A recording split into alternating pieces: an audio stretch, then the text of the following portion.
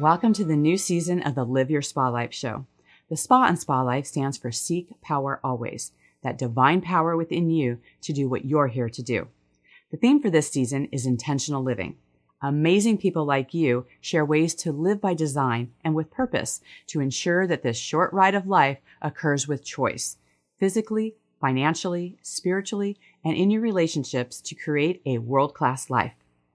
In these times of uncertainty, it's time for you to move past the distractions and start trusting yourself more through your God-giving knowingness. No one truly knows better what's best for you than you. In this season, you'll have plenty of examples of people choosing their best life and creating a positive impact through intentional living. Thank you for sharing your precious time with us and being part of the Live Your Spa Life conversation.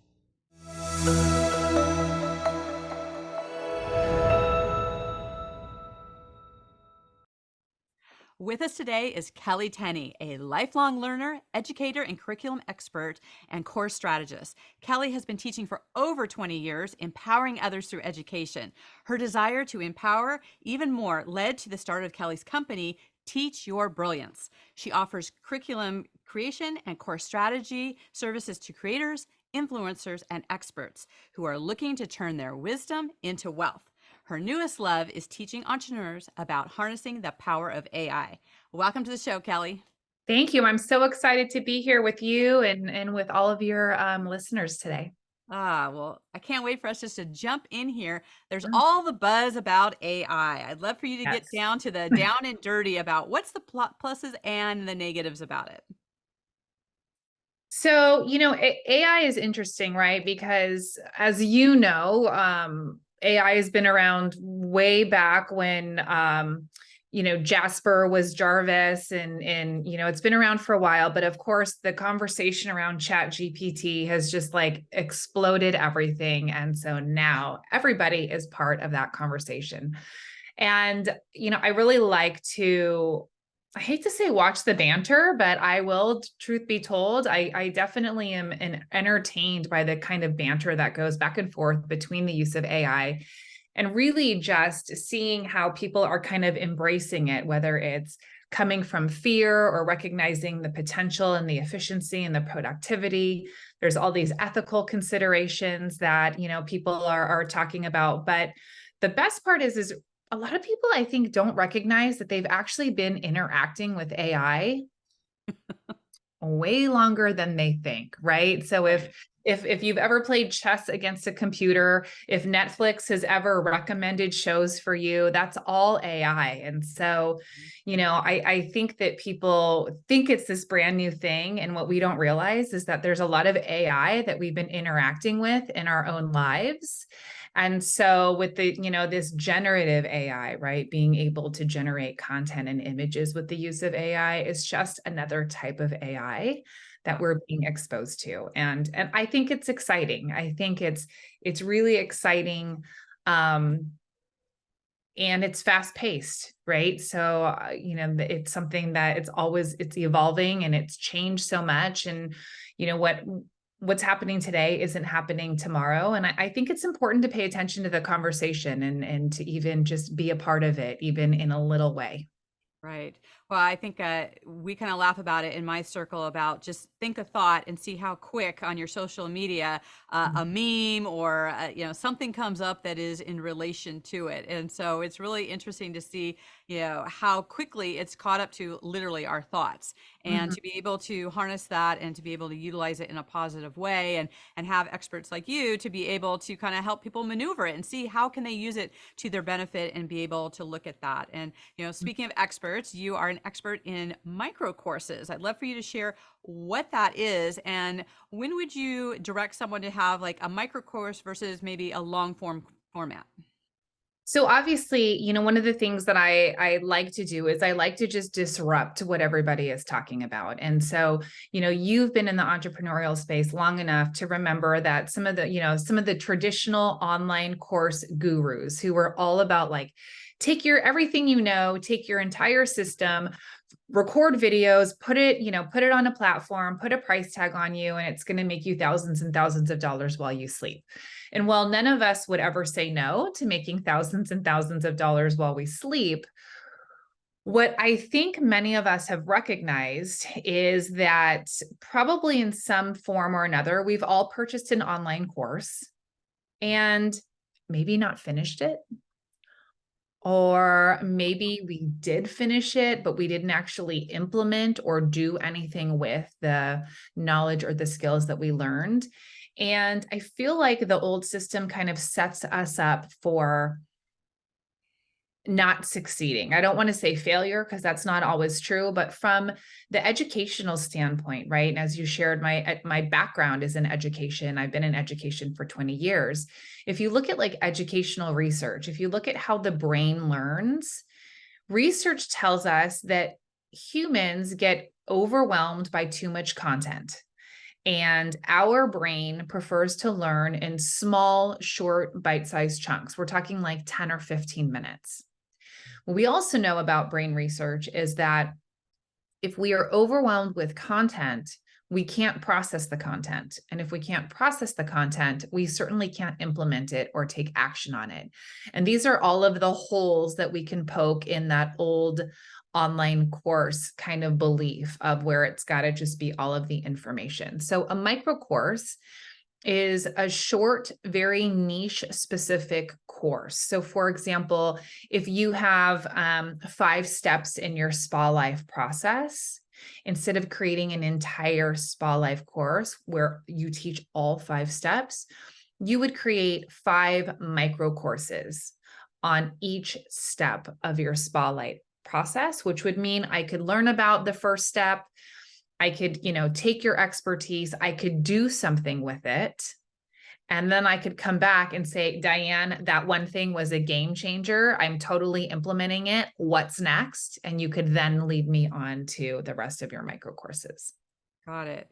One of the things, and I totally get that, the statistics of people actually finishing courses in general and online ones in particular are so crazy. I mean, even people finishing a book, I think it's like 1% that someone actually reads a book from cover to cover.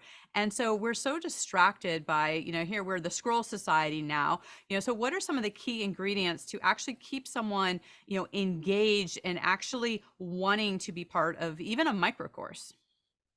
I think the key is one, we have to really hone in on their pain points. We really have to know who our ideal client is.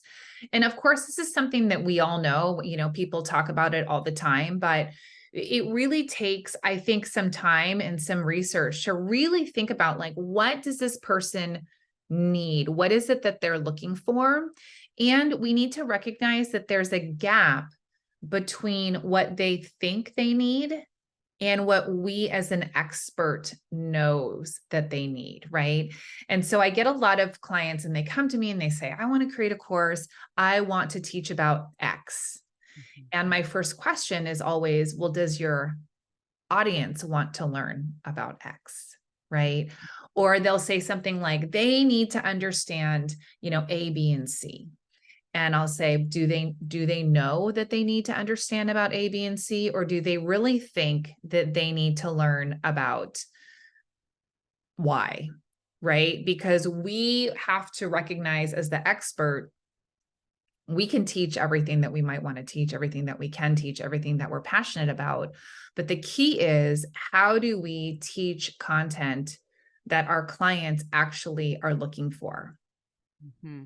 Right. And how do you bridge that gap though? Because I think sometimes as an expert, we're going to pour our brain out, right? All the things, we want you to know everything. And we know that is, that's going to get people lost. That's going to get them overwhelmed. That's not going to serve them.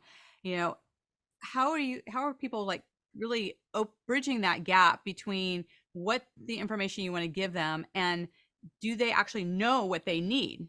Mm-hmm.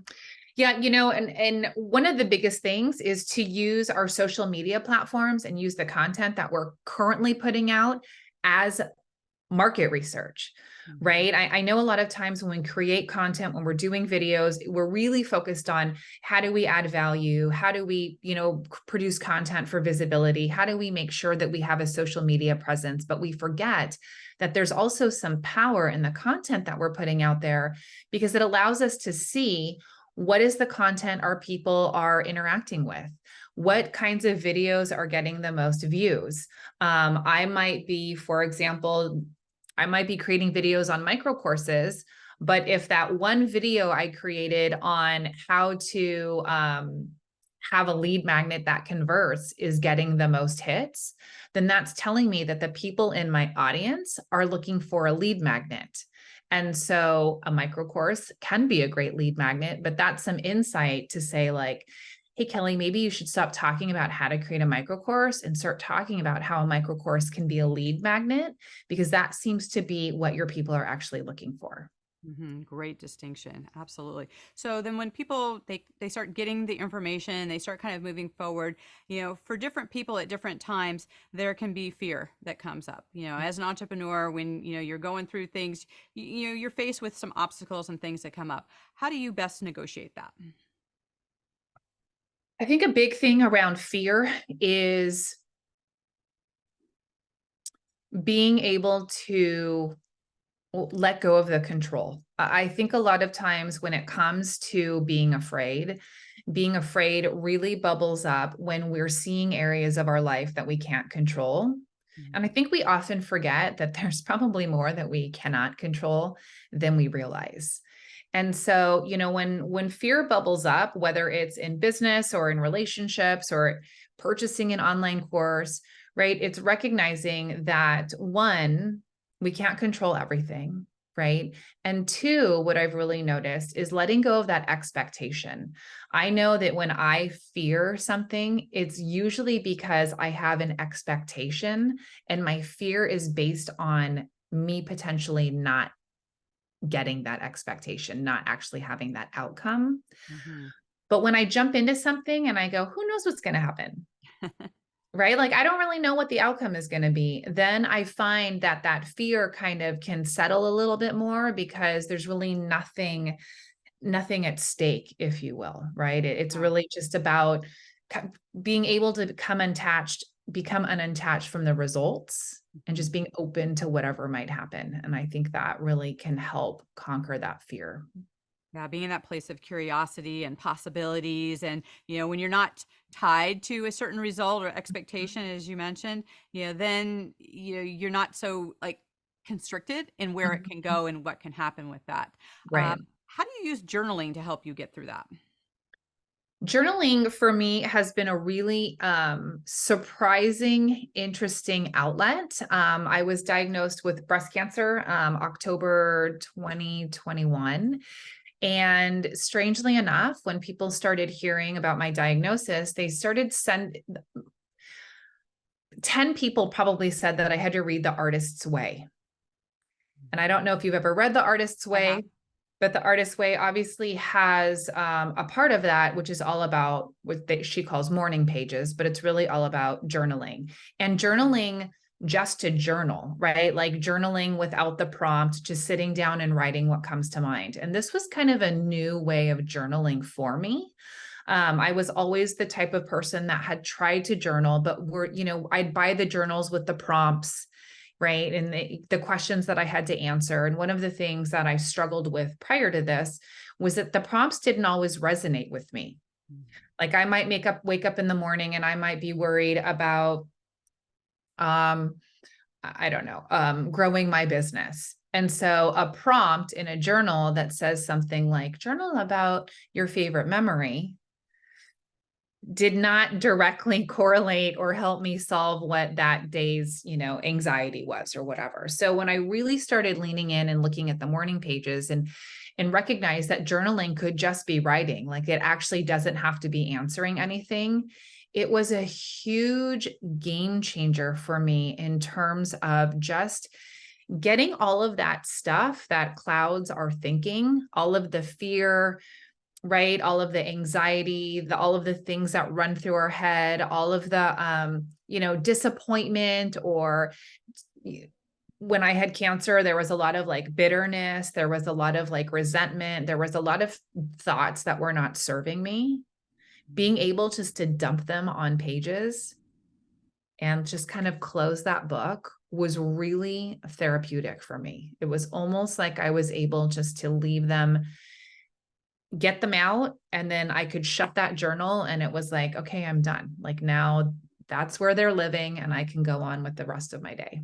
Yeah, so good. The thing that's really nice about doing like spontaneous writing and not have, the pressure of even a prompt or having it leading any particular way is that it allows intuition to come through, right? Mm. Because if we don't have anything telling us we have to go this path, again, it comes back to that curiosity, it comes back to that possibility. It can go anywhere. And in those quiet spaces, we're led, that inner wisdom that we get to have is a pretty amazing tool to be able to direct us anywhere. And then it just also gives like a nice little spark to the day, right? About like being able to, whether we want to just kind of table certain things that are going on, or we want to spark things in the direction we want to go. It allows those possibilities to be there in that way. So I Mm-hmm. think that's such a great tool.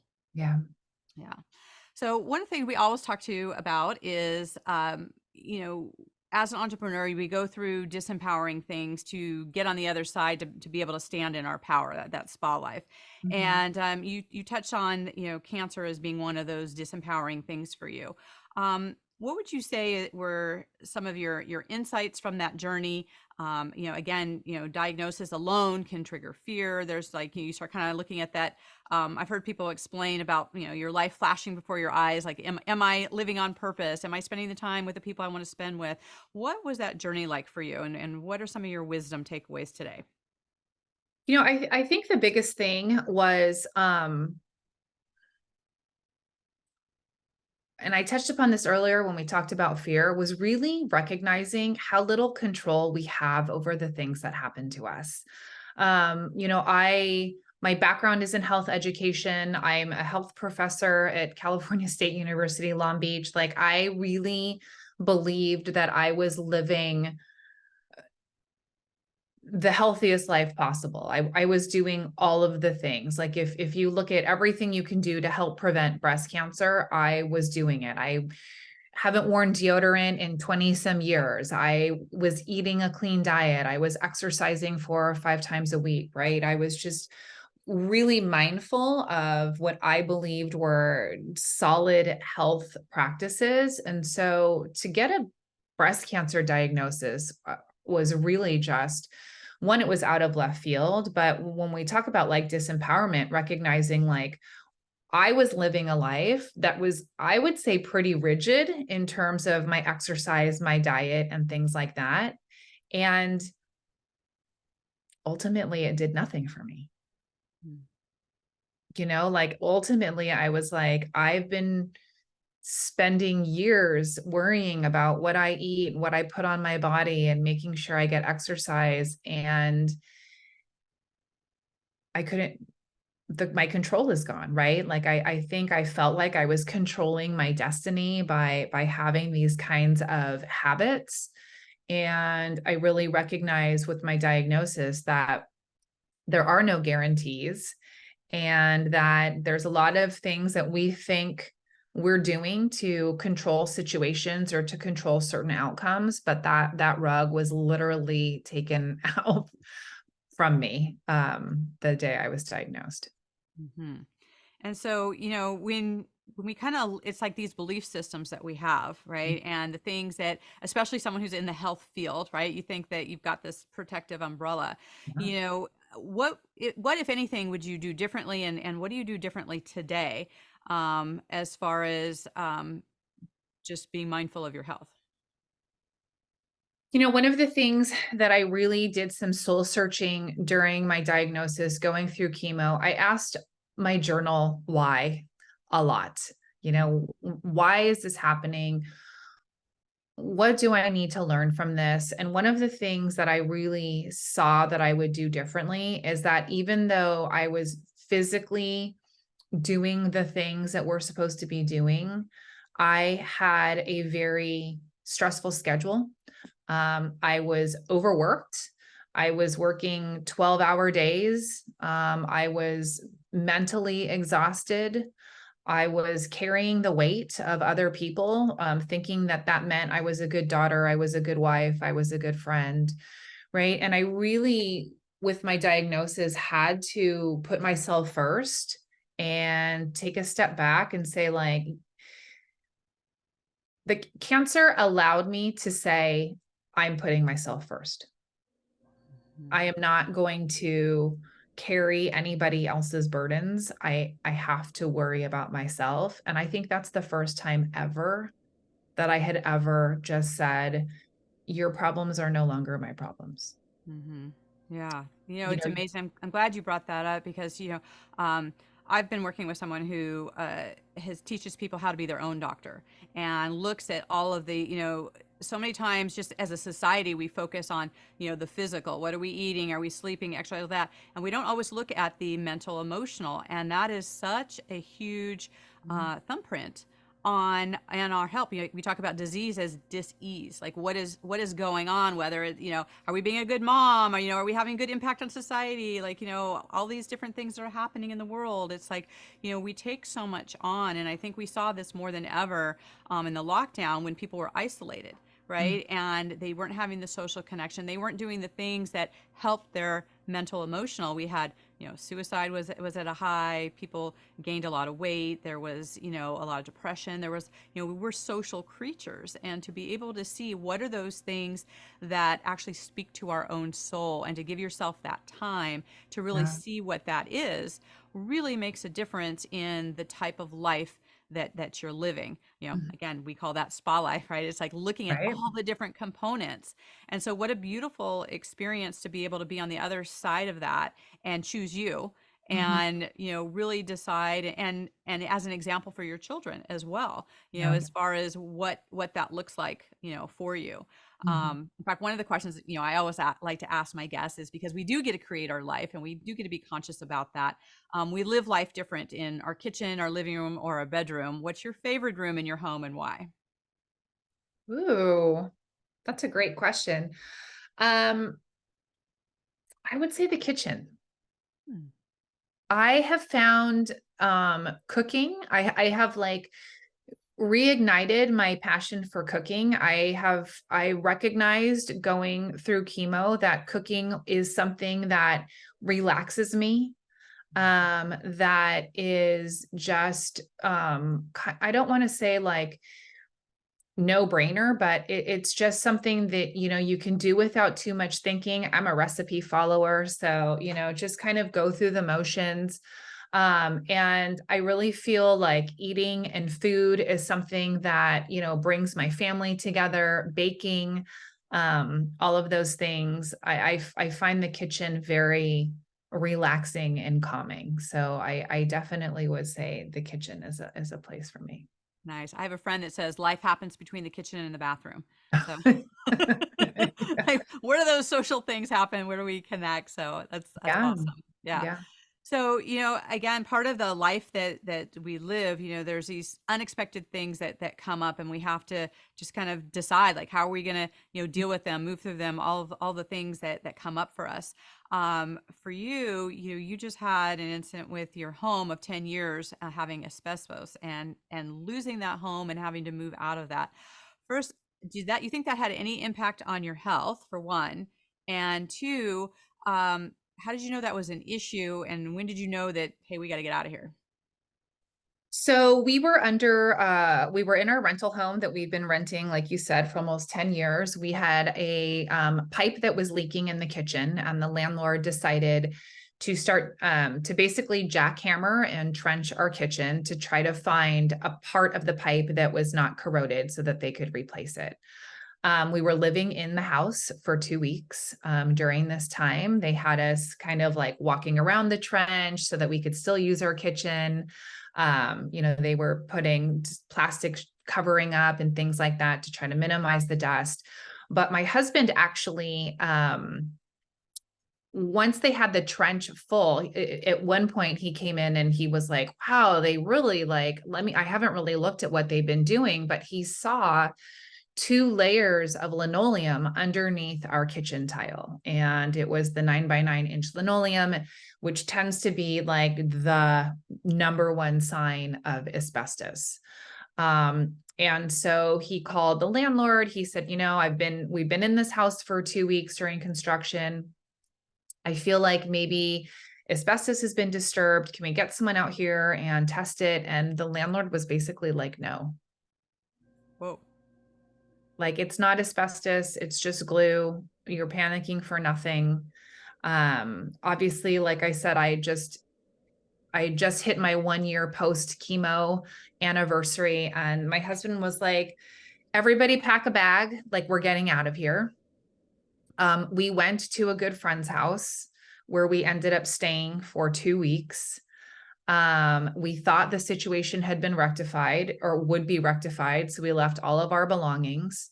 And long story short, he refused to test. He refused to do any kind of official cleaning.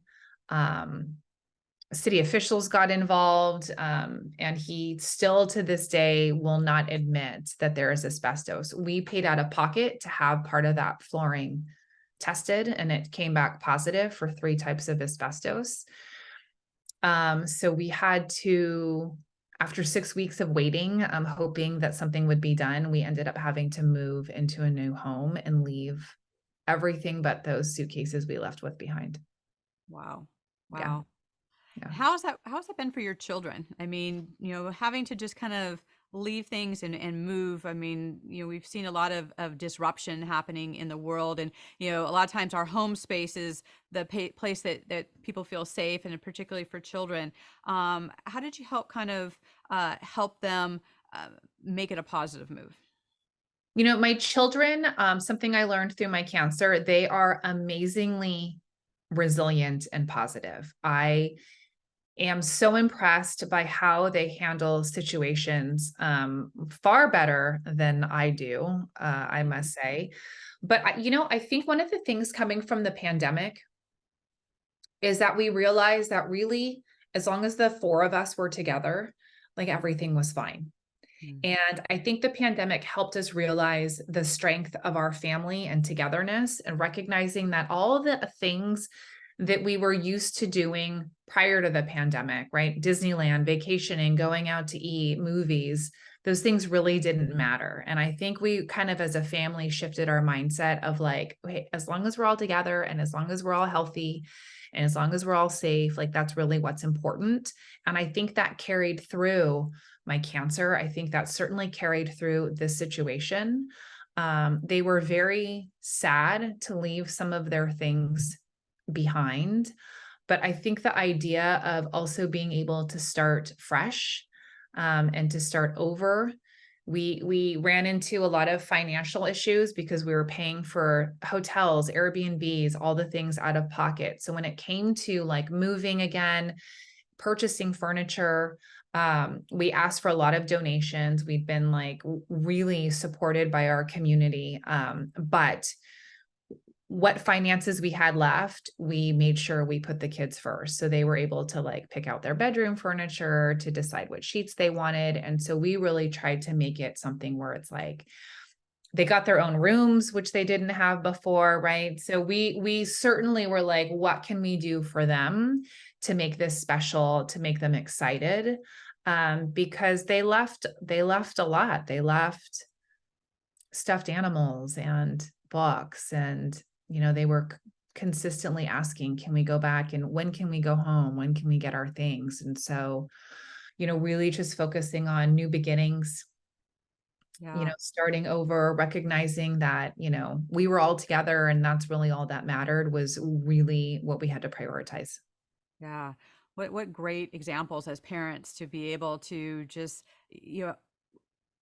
solidify that foundation for your children, and the values of like what's really important. And of course there's that sadness and the memories and things that are lost, but to look at it in terms of like, okay, what can we take away, and what are some of the things, our memories, and those that that can never be taken away. So I think that's such an important thing. So I just thank you so much for just sharing all of your insights, Kelley. And it's so great to connect with you again. And I know that our listeners are going to want to stay in contact with you. How can they best do that?